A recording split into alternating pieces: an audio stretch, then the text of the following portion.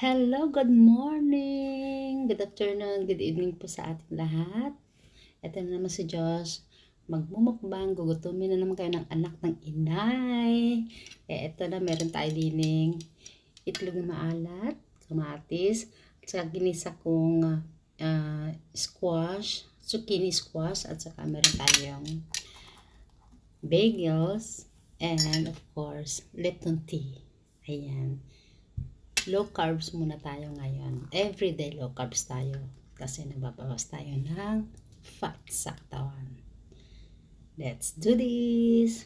Ang unang subo para sa ating lahat.